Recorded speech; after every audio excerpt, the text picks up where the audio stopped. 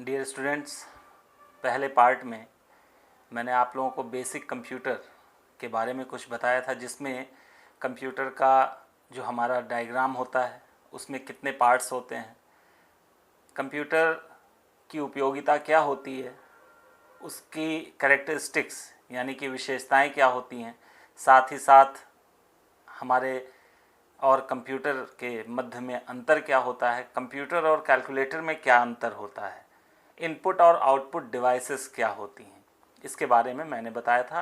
Part 2 के साथ मैं पुनः अंजनी कुमार वर्मा आप लोगों के बीच में उपस्थित हूँ।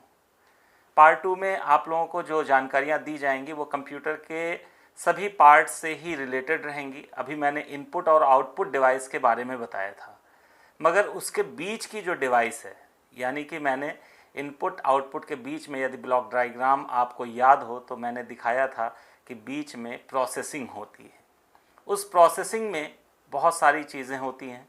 मेन पार्ट जो प्रोसेसिंग का होता है वो होता है CPU, जिसको हम कहते हैं सेंट्रल प्रोसेसिंग यूनिट, और ये पूरा एक कैबिनेट होता है। उस कैबिनेट के अंदर प्रोसेसर मदरबोर्ड के ऊपर फिट होता है, मगर ऑल टुगेदर हम सबको मिला करके CPU कहते हैं, सेंट्रल प्रोसेसिंग यूनिट। लेकिन तो अगर हम ब्लॉक डायग्राम की बात करते हैं, कंप्यूटर का जो ब्लॉक डायग्राम होता है उसमें इनपुट और आउटपुट डिवाइसेस के बीच में जो हमारा सेंट्रल प्रोसेसिंग यूनिट होता है उसके अंदर 3 पार्ट दर्शाए जाते हैं। आप अभी एक चित्र है उसमें देख सकते हैं कि ऊपर आप देखेंगे कंट्रोल यूनिट होगा, बीच में अरिथमेटिक लॉजिक यूनिट होगा और उसके नीचे आपको प्राइमरी मेमोरी या मेन मेमोरी दिखाई पड़ेगी। और CPU के जस्ट नीचे होता तो कैबिनेट के अंदर ही है, परंतु ये अलग से एक मेमोरी होती है जिसको हम कहते हैं ऑक्सिलरी मेमोरी या फिर सेकेंडरी मेमोरी, और इसका एक और नाम होता है परमानेंट मेमोरी। ये सारे पार्ट मिला करके हमारा पूरा एक ब्लॉक डायग्राम तैयार होता है। और कई बार प्रश्न पूछा भी जाता है कि draw a block diagram of computer system, और ये ब्लॉक डायग्राम किसी भी कंप्यूटर के लिए ऐसा ही बनता है। वो किसी भी टाइप का कंप्यूटर हो, सुपर कंप्यूटर हो, मिनी कंप्यूटर हो, एनियाक हो, यूनिवैक हो, मार्क 1 हो, पेंटियम हो, कैसा भी कंप्यूटर, डेस्कटॉप हो, लैपटॉप हो, ये इस पे डिपेंड नहीं करता है। ब्लॉक डायग्राम सबका एक जैसा ही बनता है। इनपुट डिवाइस यानी कि इनपुट का एक ब्लॉक, आउटपुट का एक ब्लॉक। आप फिर से चित्र में देखिए, ऊपर कंट्रोल यूनिट, फिर अरिथमेटिक लॉजिक यूनिट यानी कि ALU, उसके नीचे मेन मेमोरी या प्राइमरी मेमोरी, और फिर उसके नीचे आपको दिखाई पड़ेगा ऑक्सिलरी मेमोरी या सेकेंडरी मेमोरी। लेकिन तो अब ये फंक्शनिंग होती कैसे है और हर एक पार्ट का अलग अलग काम क्या होता है, मैं आप लोगों को एक एक करके एक्सप्लेन करता हूँ। अरिथमेटिक लॉजिक यूनिट, जैसे इसका नाम सजेस्ट कर रहा है, इसका पूरा का पूरा काम अरिथमेटिक कैलकुलेशंस के लिए होता है। जोड़ना, घटाना, गुणा, भाग करना, ये सारे काम ALU के होते हैं। और कंप्यूटेशन ही कंप्यूटर का प्राथमिक उद्देश्य था और उसी को लेकर के कंप्यूटर को डेवलप किया गया था, तो इसलिए ये मेन पार्ट है। लेकिन तो वो ऑपरेशंस होते कहाँ हैं? प्राइमरी रूप से वो हमारी प्राइमरी मेमोरी, मेन मेमोरी में होते हैं। लेकिन तो अब आपके दिमाग में एक प्रश्न होगा कि इन दोनों चीज़ों का तो मतलब समझ में आ गया, मगर कंट्रोल यूनिट का काम क्या है? तो कंट्रोल यूनिट का जो काम है वो इन सारी चीज़ों को कंट्रोल करना, अरिथमेटिक ऑपरेशंस हैं उनको कंट्रोल करना, मेमोरी को भी कंट्रोल करना, इंस्ट्रक्शंस को ले करके इंस्ट्रक्शंस को पास ऑन करना, इनपुट डिवाइस से कोई हमको जानकारी प्राप्त हो रही है उसको प्रोसेसर तक पहुंचाना, और रिजल्ट आ जाए तो उसको आउटपुट डिवाइस में डिस्प्ले करना। साथ ही साथ कब किस चीज़ की आवश्यकता है ऑक्सिलरी मेमोरी यानी कि सेकेंडरी मेमोरी में किसी चीज़ को अस्थायी रूप से सेव करने की, तो वो सारा कंट्रोलिंग का काम कंट्रोल यूनिट करता है। यानी कि सारे ऑपरेशंस एक ये कोऑर्डिनेटर टाइप का है जो input device, output device, secondary memory, main memory और अरिथमेटिक लॉजिक यूनिट के बीच में पूरा कोऑर्डिनेशन का काम करता है। ये आपको समझना होगा। लेकिन तो कई बार हमारे दिमाग में प्रश्न आता है कि जब मेमोरी है, सेकेंडरी मेमोरी है, मेन मेमोरी है, दो तरीके की मेमोरी बनाने की क्या ज़रूरत है? आज के इस वीडियो लेक्चर का ये एक बहुत ही अहम सवाल है कि दो प्रकार की मेमोरी की आवश्यकता क्या है। चलिए मैं आपको ह्यूमन लैंग्वेज में बड़े आसान भाषा में आपको समझाता हूँ। आप लोग बहुत सारी चीज़ें सुनते हैं, देखते हैं, क्या सारी चीज़ें याद कर लेते हैं? क्या सारी चीज़ें आपको याद रहती हैं? नहीं, ऐसा नहीं होता होगा। जो आपको ज़रूरी लगता होगा वो चीज़ें आप याद करते हैं, और जो आपको लगता होगा कि ये तो ऐसे ही है, तो वो फिर आपको भूल जाता है। ऐसा क्यों होता है? ये होती है मेमोरी पावर आपकी। आपके दिमाग में भी 3 भाग हैं। एक होता है आपका अग्र भाग, मध्य भाग और पश्च भाग। जो पश्च भाग होता है उसमें बहुत पुरानी पुरानी यादें, आपको बचपन की बहुत सारी यादें आपके पश्च भाग में पड़ी होंगी। बहुत सारी ऐसी चीज़ें जो कभी आपको नहीं भूली। हिंदी बोलना आप कभी नहीं भूलते हैं। क्यों? क्योंकि आपके पश्च भाग यानी कि आपकी परमानेंट मेमोरी में वो जानकारियाँ एकदम सुरक्षित हैं। जब भी आपको उसकी जानकारी लेनी होती है तो आप उसको रिकॉल करते हैं और आपके वो अग्रभाग में आ जाता है और आप उसका इस्तेमाल कर लेते हैं। लेकिन तो कुछ जानकारियाँ किसी ने आपको बताया कि ये रास्ता कैसे कहाँ से कहाँ जाएगा, आपको उस रास्ते की ज़रूरत एक ही बार है, तो क्या वो जानकारी आपको 10 साल बाद भी याद रहेगी? मुझे लगता है नहीं याद रहेगी। तो वो टेम्परेरी मेमोरी हो गई। थोड़ी देर के लिए आपने याद रखा और उसके बाद वो मेमोरी आपकी वॉश आउट हो गई, आपकी वो मेमोरी ख़त्म हो गई। अब लेकिन तो ज़रूरत कंप्यूटर में क्या है इसकी? सीधी सी बात है, कंप्यूटर के अंदर की थोड़ा सा मैं आपको और डिस्क्राइब कर देता हूँ। सीपीयू के अंदर यदि बात करते हैं तो सीपीयू के अंदर सिर्फ यही 3 चीज़ें नहीं होती हैं, मेन मेमोरी, एएलयू और सीयू। इसके अलावा बहुत सारी चीज़ें होती हैं, जैसे कि पावर सप्लाई उसके अंदर होता है। एक मदरबोर्ड होता है जिसके अंदर सारी सर्किटरी होती है, यानी कि आईसीज, चिप्स, माइक्रो प्रोसेसर्स, ये सारे उस पर इनबिल्ट होते हैं, रैम, रोम, और फिर बहुत सारे पोर्ट्स होते हैं जिन पोर्ट पर हम अपने कीबोर्ड को जोड़ सकते हैं, माउस को जोड़ सकते हैं, और बहुत सारे ऐसे पोर्ट्स होते हैं जहां हम यूएसबी को कनेक्ट कर सकते हैं, जहां हम और डिवाइसेस को, प्रिंटर को कनेक्ट कर सकते हैं, मॉनिटर को कनेक्ट कर सकते हैं। वो सारे पोर्ट्स हमको कहाँ मिलते हैं? हमारे मदरबोर्ड पर। मैं बात कर रहा था मेमोरी की, तो उसी मदरबोर्ड पर मेमोरी चिप्स भी लगी होती हैं। वो चिप्स होती हैं रैम, जिसको हम पूरे तरीके से कहते हैं रैंडम एक्सेस मेमोरी। रोम भी उसी मदरबोर्ड पर लगा होता है जिसको हम कहते हैं रीड ओनली मेमोरी। और उसी मदरबोर्ड पर एक और उससे भी छोटी, रैम से भी छोटी मेमोरी लगी होती है जिसको हम कहते हैं कैशे। अब एक पोर्ट होता है हार्ड डिस्क को जोड़ने के लिए, यानी कि जो सबसे बड़ी मेमोरी जिसको हम सेकेंडरी मेमोरी कहते हैं, वो हार्ड डिस्क को जोड़ने के लिए एक पोर्ट लगा होता है। उस पोर्ट से हम हार्ड डिस्क को जोड़ते हैं। अब यहाँ से मैं आपको समझाऊंगा कि मेमोरी होती कितने प्रकार की है और कैसे उसको कैटेगराइज करते हैं। सीधी सी बात है कि जो मेमोरी डायरेक्ट मदरबोर्ड पर फिट है, डायरेक्ट मदरबोर्ड पर कौन कौन सी मेमोरी फिट है, मैंने अभी नाम लिया था। डायरेक्ट मदरबोर्ड पर फिट है आपकी रैम, उसी पर फिट है आपकी रोम, और उसी पर फिट है कैशे। ये डायरेक्ट मदरबोर्ड पर लगी हुई मेमोरी है। तो सीधे तौर पर हम ये कह सकते हैं कि जो मेमोरी मदरबोर्ड से डायरेक्टली कनेक्टेड होती हैं, डायरेक्ट उस पर लगी होती हैं, वो हमारी मेन मेमोरी होती है। और जो मेमोरी अलग से पोर्ट से तार के द्वारा कनेक्ट की जाती हैं उसको हम कहते हैं सेकेंडरी मेमोरी। जैसे कि हमारी हार्ड डिस्क हो गई, या कोई और हम डिस्क, उससे हम डेटा ले रहे हैं या दे रहे हैं, जैसे कि यूएसबी पेन ड्राइव हो गई आपकी, या इसी प्रकार से और भी कोई ड्राइव हम जोड़ रहे हैं, तो वो सब हमारी सेकेंडरी मेमोरी हो जाती है परमानेंट। जैसे कि ऑप्टिकल डिस्क यानी कि सीडी, फ्लॉपी डिस्क, या और कोई हम डिस्क किसी भी प्रकार की जोड़ रहे हैं तो वो हमारी सेकेंडरी मेमोरी हो जाएगी। ये एक मूल अंतर है कंप्यूटर में कनेक्शन के माध्यम से जो हम जान सकते हैं प्राइमरी और सेकेंडरी मेमोरी में। प्राइमरी का मतलब होता है प्राथमिक, मेन यानी कि प्रमुख मेमोरी, और सेकेंडरी का मतलब होता है द्वितीयक, यानी कि जिसको हम कह सकते हैं परमानेंट मेमोरी यानी कि अस्थाई मेमोरी। अब इसकी फंक्शनैलिटी के अकॉर्डिंग यदि हम बात करें तो हम ये कह सकते हैं कि primary memory is temporary memory and secondary memory is permanent memory.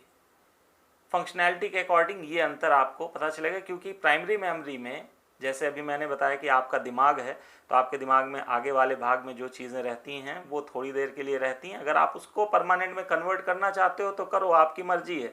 आप उसको याद करना चाहते हो तो याद करो, आपकी मर्जी है। अदरवाइज़ वो आप भूल भी सकते हो। तो यही हमारी प्राइमरी मेमोरी और सेकेंडरी मेमोरी में है कि प्राइमरी मेमोरी में जो भी डेटा है वो वॉश आउट हो जाएगा पावर कट होने के बाद, यदि पावर कट होने से पहले या सिस्टम को शट डाउन करने से पहले उसको हम सेव नहीं कर लेते हैं।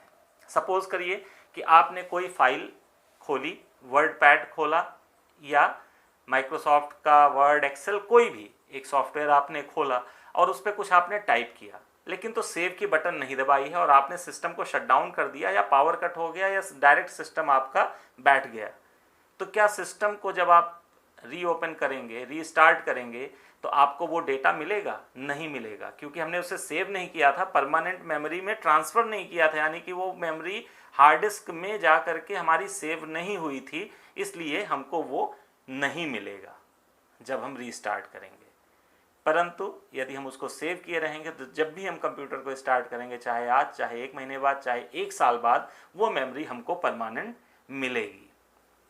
ये मूल डिफरेंस प्राइमरी और सेकेंडरी मेमोरी का है। अब आप सोच रहे होंगे कि ज़रूरत क्या है, क्यों ना हार्ड डिस्क से ही सीधे तौर पे हम काम ले लें? आखिर हमें रैम लगाने की क्या ज़रूरत है, कैशे लगाने की क्या ज़रूरत है, रोम लगाने की क्या ज़रूरत है हमें? तो इसका जवाब मैं आपको एक बहुत ही सामान्य सी भाषा में दूंगा कि जो हमारे नज़दीक होता है, जो भी चीज़ें जो हमारे नज़दीक होती हैं वो कार्य जल्दी हो जाता है, और जो चीज़ें दूर होती हैं वो कार्य देर से होता है। सीधे तौर पर मैं एक उदाहरण दूंगा। आपके सब घर में पढ़ाई करते होंगे और कॉपी किताबें अपनी कुछ अलमीरा में रख देते होंगे, और जब पढ़ना होता होगा तो मेज़ पे या बेड पे या जो भी आपका पढ़ने का स्थान होगा वहाँ पर निकाल के लाते होंगे और पढ़ते होंगे। क्या सारी किताबें आप अपने साथ हमेशा ले करके घूमते हैं या सारी कॉपियाँ ले करके घूमते हैं? मुझे नहीं लगता कि ऐसा आप लोग करते होंगे। तो क्या हुआ, आपकी जो अलमारी है वो यहाँ पर सेकेंडरी मेमोरी हो गई, वहाँ पर सारा डेटा है, सारा रिकॉर्ड है, आपके सभी विषयों की कॉपी किताबें वहाँ पर हैं। लेकिन जब आपको गणित पढ़ना है तो आप अलमारी खोलेंगे और अलमारी में से गणित की किताब निकालेंगे, गणित की किताब को खोल करके और उसको पढ़ेंगे, गणित की कॉपी निकालेंगे, उस पर कुछ लिखेंगे। मुझे लगता है आपको समझ में आ रहा होगा कि अब स्पीड यहाँ पर मैटर करती है। सीधे तौर पे हम अलमारी में जा कर के बैठ के तो पढ़ेंगे नहीं, वहाँ से ले आएंगे और मेज पर रख करके पढ़ेंगे। तो अब आगे बात करते हैं प्राइमरी और सेकेंडरी मेमोरी की, यानी कि जो भी हम फंक्शन परफॉर्म करना चाहते हैं वो सारे फंक्शंस प्राइमरी मेमोरी में परफॉर्म होते हैं, ना कि सेकेंडरी मेमोरी में। ऐसा क्यों है? क्योंकि प्राइमरी मेमोरी हमारी डायरेक्ट प्रोसेसर से कनेक्टेड होती है, सीपीयू से कनेक्टेड होती है, तो प्रोसेसर को प्राइमरी मेमोरी में काम करने में सुविधा होती है, समय की बचत होती है और स्पीड हमारी काम करने की बढ़ जाती है, कंप्यूटर अपनी स्पीड को बढ़ा लेता है। और यदि हम सेकेंडरी मेमोरी में डायरेक्ट जा कर के काम करते हैं तो वहाँ से सिस्टम हमारा काफ़ी स्लो हो जाएगा। मैं एक दूसरे उदाहरण से आपको प्राइमरी मेमोरी और सेकेंडरी मेमोरी को समझाऊंगा, आपको समझ में आ जाएगा। आपकी मम्मी खाना बनाती होंगी, आपके घर में बहन या जो भी होंगी, दादी होंगी, भाभी होंगी, चाची होंगी, जो लोग भी खाना बनाते होंगे, क्या रोज़ खाना बनाने के लिए बोरी में से आटा चावल निकाल करके लाते हैं, या कनस्तर जहाँ भी आपका भंडार किया हुआ होगा वहाँ से लाते हैं, या छोटे छोटे डिब्बों में भर के रखते हैं? मुझे लगता है आप सबका जवाब होगा कि छोटे छोटे डिब्बों में भर के रखते हैं। ऐसा क्यों करते हैं? क्योंकि रोज़ अगर हम स्टोर रूम से निकालने जाएंगे राशन तो हमारा समय ज़्यादा लगेगा, इसलिए अब वो हमारा क्या हो गया, स्टोर रूम सेकेंडरी मेमोरी हो गया, और हमारा जो वो छोटे छोटे डिब्बे हैं वो क्या हो गई, प्राइमरी मेमोरी हो गई। तो मुझे लगता है कि आपको समझ में आ गया होगा कि प्राइमरी और सेकेंडरी मेमोरी का क्या काम है। अब मैं आपको बताऊं, अब कैशे, क्योंकि रैम की भी क्षमता ज़्यादा होती है और उसमें भी बहुत सारे प्रोसेसिंग्स एक साथ चल रही होती है। मान लीजिए कंप्यूटर मल्टीटास्किंग डिवाइस है हमारा, उसमें एक साथ हम बहुत सारे टास्क को चला सकते हैं, बहुत सारे एप्लीकेशंस को रन कर सकते हैं। एक साथ हम मूवी भी देख सकते हैं, बैकग्राउंड में कोई चीज़ डाउनलोड भी कर सकते हैं, और साथ ही साथ कोई हम कंप्यूटेशन भी लगा करके छोड़ सकते हैं। और उसके अलावा हम कोई और भी एप्लीकेशन को रन मोड में बैकग्राउंड में छोड़ सकते हैं, जैसे कि कैमरा हो गया, रिकॉर्डिंग हो गया, या और कोई डेटाबेस प्रोग्राम। तो सारे काम तो हो रहे होते हैं, लेकिन तो जो मेन काम उसमें से होता है, उन सभी कामों में भी एक काम सबसे महत्वपूर्ण होता है। उस काम के लिए हम क्या करते हैं? उस काम के लिए हम क्या करते हैं कि कैशे का यूज़ करते हैं। अब वो कैशे मेमोरी आपकी यहाँ पर उपयोग आती है मेन एप्लीकेशन को रन करने के लिए, मेन टास्क को परफॉर्म करने के लिए, सभी कामों में एक सबसे महत्वपूर्ण कार्य को करने के लिए। मैं अब आगे बढ़ता हूँ। प्राइमरी मेमोरी और सेकेंडरी मेमोरी में भी अब प्राइमरी मेमोरी की जो टाइप्स हैं, यानी कि रैम, रोम और कैशे। रैम रोम में आपको थोड़ा सा अंतर पता चल गया होगा। Random access memory, random access memory जैसे कि नाम सजेस्ट कर रहा है कि रैंडमली कोई भी डेटा उसमें से एक्सेस हम करते हैं, तो इसलिए वो रैंडम एक्सेस मेमोरी हुई।